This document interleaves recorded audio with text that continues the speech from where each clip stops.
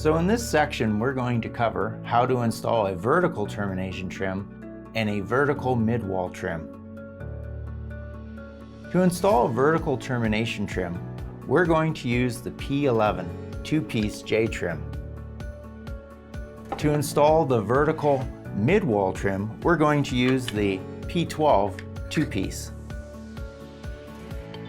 For both backplates, P11, P12, we're going to measure from the top of the P41 to the top of the wall. Subtract 3 inches from your measurement and make your cut. The bottom of the trim must be set 1 inch above the top of the P41 and 2 inches from the top of the wall. Apply the supplied screws along the fastener line at 32 inch on center and 2 inches from each end. Please note that the P12 is screwed 32 inch on center staggered.